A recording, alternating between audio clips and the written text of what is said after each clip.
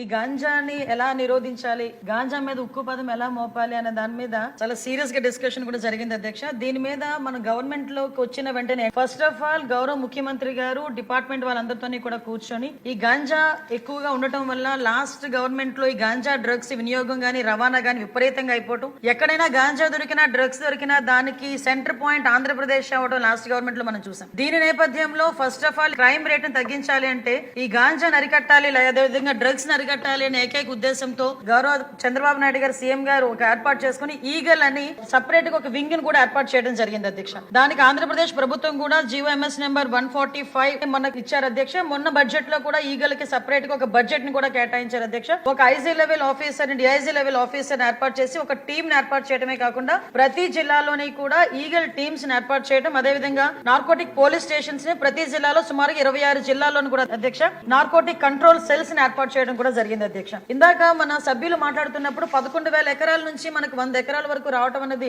సంతోషంగా ఉంది అని చెప్పారు. దీన్ని కూడా ఎలా కంట్రోల్ చేయాలి, దానికి సంబంధించిన ప్రతి ఇన్ఫర్మేషన్ కూడా డిపార్ట్మెంట్ వాళ్ళ దగ్గర ఉంటుందని చెప్పారు అధ్యక్ష. అది ఉండటానికి నిజంగా ఒక 20 హాట్ స్పాట్లను కూడా ఈగల్ టీమ్ అదేవిధంగా డిపార్ట్మెంట్ వాళ్ళందరూ కూడా ఐడెంటిఫై చేశారు అధ్యక్ష. సుమారుగా మనం చూసుకుంటే అధ్యక్ష నెంబర్ ఆఫ్ విలేజెస్ చూసుకుంటే దగ్గర 7 విలేజెస్ లో అధ్యక్ష 375 అంటే మండలాల్లో 7 మండలాల్లో 375 విలేజెస్ లో ఈ హాట్ స్పాట్స్ గుర్తించి కల్టివేషన్ చేయకుండా తీసుకునే బాధ్యతను కూడా తీసుకున్నారు అధ్యక్ష.